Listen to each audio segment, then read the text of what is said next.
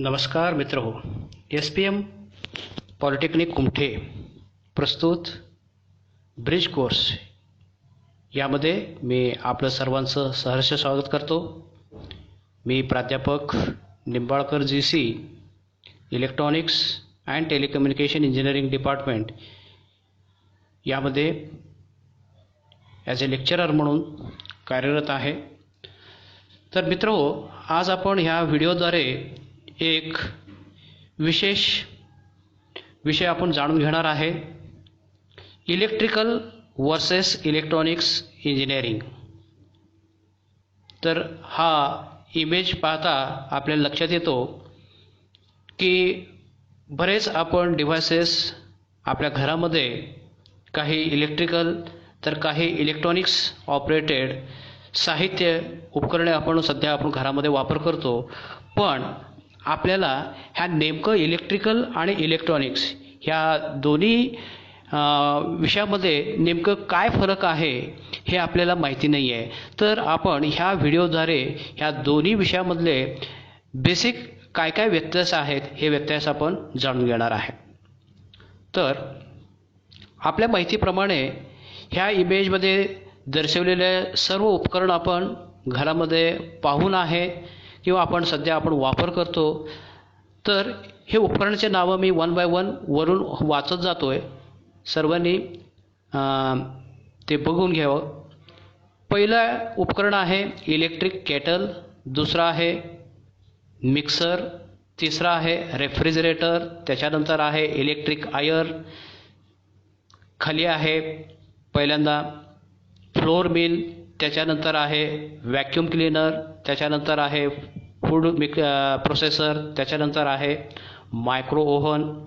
आणखीन याच्या व्यतिरिक्त काही डिव्हायसेस सध्या आपण घरामध्ये वापर करतो. त्यापैकी table fan, ceiling fan, washing machine, geyser, induction cooker, water cooler, hair dryer, त्यानंतर ब्लेंडर, वेगवेगळ्या प्रकारचे electric bulbs, electric heater, AC machines, water pump, coil heater आणि टोस्टर असे विविध प्रकारचे उपकरणं आपण सध्या घरामध्ये वापर करतो. तर हे सर्व उपकरण हे इलेक्ट्रिकलच्या निगडीत हे आपल्याला माहिती करून घ्यायचं, समजून घ्यायचं आहे. So all these devices are related with the electrical engineering. त्याच्यानंतर काही इलेक्ट्रॉनिक्स उपकरणंसुद्धा आपण घरामध्ये वापर करतो. ते कोणकोणते आहेत ते सुद्धा आपण माहिती करून घेऊया आता पुढील स्लाईडमध्ये. These are the household electronic appliances. त्यापैकी पहिला आहे टेलिव्हिजन म्हणजे TV, त्याच्यानंतर आहे टेप रेकॉर्डर, त्याच्यानंतर आहे रेडिओ, त्याच्यानंतर आहे कम्प्युटर, त्याच्यानंतर आहे लॅपटॉप, त्यानंतर साऊंड सिस्टीम, त्याच्यानंतर आहे इन्व्हर्टर. याच्या व्यतिरिक्त आणखीन काही साहित्य आपण वापर करतो. त्यापैकी महत्त्वाचा डिव्हाइस सध्या सर्वांच्या खिशामध्ये आपल्याला पाहायला मिळतो त्या म्हणजे मोबाईल्स. त्याच्यानंतर जुन्या काळामध्ये आपण फोनसाठी वापर करत होतो हे लँडलाईन फोन्स. त्याच्यानंतर सध्या इंटरनेट हा खूप प्रचलित आहे. तर इंटरनेट सेवासाठी सध्या आपण वायफाय सिस्टीमसुद्धा आपण वापर करतो. जिओ वायफायचं डिव्हाइससुद्धा ह्या ठिकाणी मी दर्शवलेलं आहे. त्याच्यानंतर हे मोबाईल्स चार्ज करण्यासाठी लागणारा जो काही साहित्य आहे तो मोबाईल चार्जर आहे.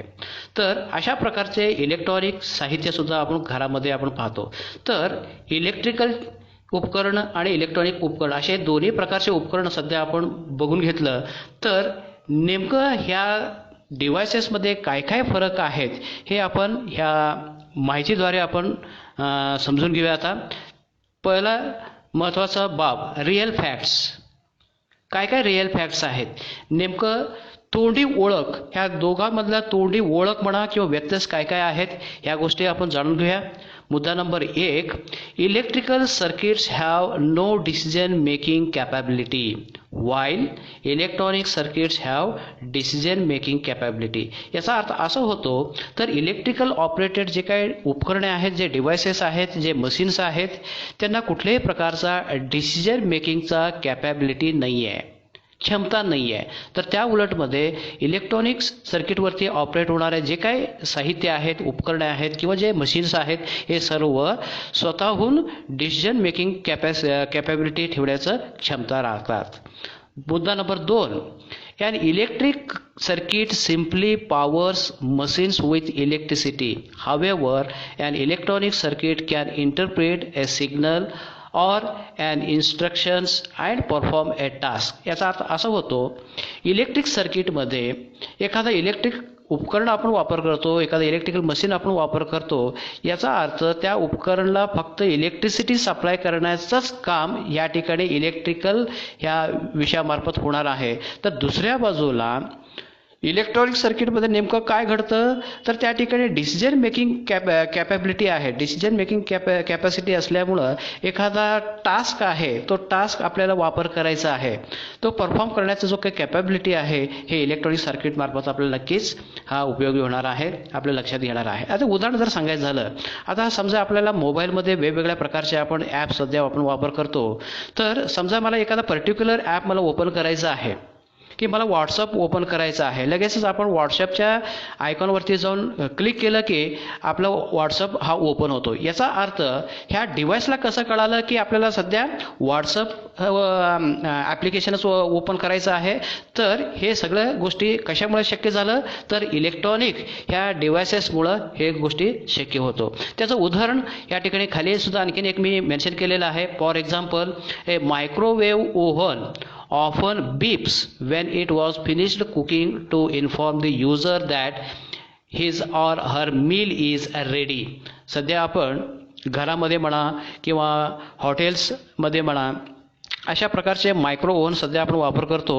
एखादा तयार झालेला जो काही वस्तू आहे, हे गरम करण्यासाठी म्हणा आपण ओव्हनचा आपण सध्या वापर करत असतो.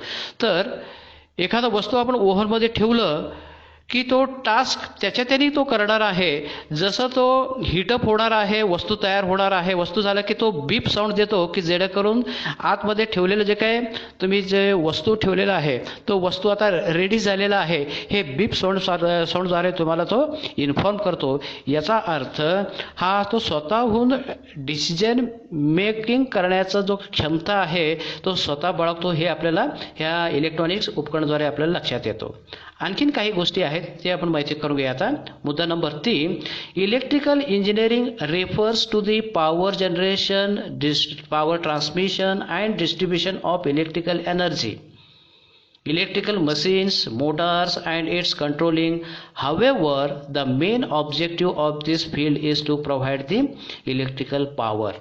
मेन इलेक्ट्रिकल इंजिनिअरिंगचा उद्देश आहे, जे बल्क प्रमाणामध्ये सध्या आपण इलेक्ट्रिसिटी वापर करतो, ते घरगुती कारणासाठी असेल, सार्वजनिक कारणासाठी असेल किंवा कारखान्यासाठी असेल, तर बल्क क्वांटिटीमध्ये इलेक्ट्रिसिटी पॉवर जनरेट करणे, त्याचं ट्रान्समिशन करणे, त्याचं डिस्ट्रीब्युशन करणे, जे वेगवेगळ्या इलेक्ट्रिकल मशीन्स जे कारखान्यामध्ये वापरलं जातं, त्यांचे उदाहरणसुद्धा ह्या ठिकाणी उल्लेख केलेला आहे. इलेक्ट्रिक मोटर्स असतील किंवा ट्रान्सफॉर्मर्स असतील किंवा अन्य काही इलेक्ट्रिकल मशीन असतील, अशा मशीन्स चालवण्यासाठी जो लागणारा जो वीज आहे, हे वीज पुरवण्याचा जो काय व्यवस्था आहे, हे इलेक्ट्रिकल सिस्टीमद्वारे हे पुरवलं जाणार आहे. तर दुसऱ्या बाजूला on the other hand, electronics and communication engineering refers to the semiconductor devices and their connections on integrated circuits, the printed circuit boards.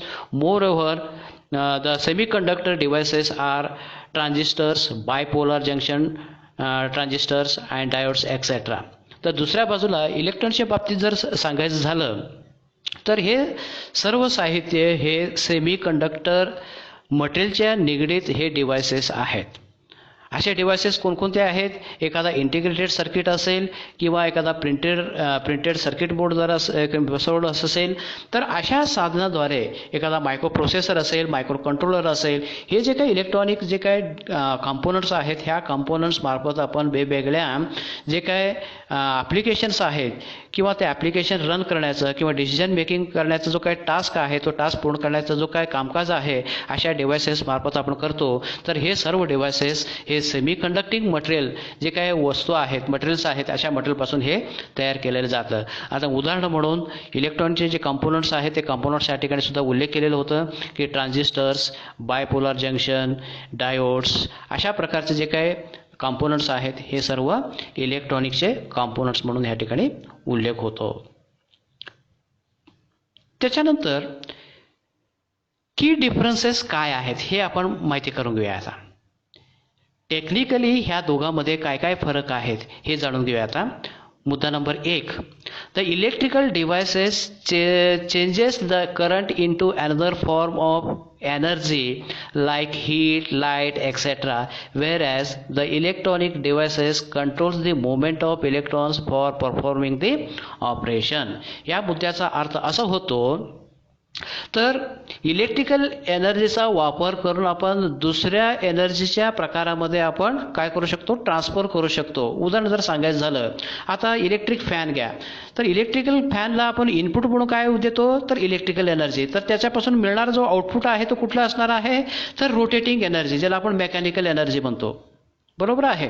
आता इलेक्ट्रिक हीटर घ्या, इलेक्ट्रिक हीटरला इनपुट म्हणून काय देतो आपण इलेक्ट्रिकल एनर्जी, तर त्याचा आउटपुट आपल्याला काय मिळतो हीट एनर्जी. म्हणजेच इलेक्ट्रिकल एनर्जीचा जो काय रूपांतर आहे एका प्रकारामधून दुसऱ्या प्रकारच्या एनर्जीमध्ये आपल्याला कन्व्हर्जन करता येतो. तर दुसऱ्या बाजूला इलेक्ट्रॉनिक्स याचा वापर जो होणार आहे तो एखादा पर्टिक्युलर टास्क आहे, एखादा ऑपरेशन आहे आणि त्याला कंट्रोल करायचं आहे, असे जे डिसिजन मेकिंगचं जे काही कामकाज आहे हे इलेक्ट्रॉनिक्स साहित्यामार्फत हे होणार आहे. मुद्दा number 2, the electrical devices use copper and aluminium wires for the flow of electric current, wear as the electronics devices use the semiconductor material. तर इलेक्ट्रिकल सर्किटमध्ये इलेक्ट्रिक करंट वहन करण्यासाठी वापर होणारे जे काय मटेरियल आहे तो मटेरियल म्हणजे कॉपरचे कंडक्टर्स किंवा अल्युमिनियमचे कंडक्टरचा वापर होतो. तर दुसऱ्या बाजूला इलेक्ट्रॉनिक सर्किटमध्ये इलेक्ट्रिसिटी वहन करण्यासाठी वापर होणारा जो काही मटेरियल आहे तो मटेरियल म्हणजे सेमी कंडक्टिंग मटेरियल असणार आहे. मुद्दा number 3, the electrical devices mainly work on the alternating current, wear as the electronic devices work on the direct current. तर इलेक्ट्रिकल ऑपरेटेड जे काही डिव्हायसेस आहेत जे आपण मगाशी वेगवेगळ्या हाऊसहोल्ड अप्लायन्सेस आपण बघितलं तर हे सर्व अप्लायन्सेस हे अल्टरनेटिंग करंट या सप्लायवरती चालणारे आहेत. तर त्या उलटमध्ये त्याच घरातलं जे TV आहे, टेप रेकॉर्डर आहे, रेडिओ आहे, कम्प्युटर आहे, असे जे काही इलेक्ट्रॉनिक्सचे जे काही डिव्हायसेस आहेत अशा सर्व डिव्हायसेस हे DC सप्लायवरती म्हणजे डायरेक्ट करंट सप्लायवरती हे चालतात. त्याच्यानंतर पुढील मुद्द्याकडे आपण वळूया. आता the electrical devices work on high voltages, whereas the electronic devices work on low voltages.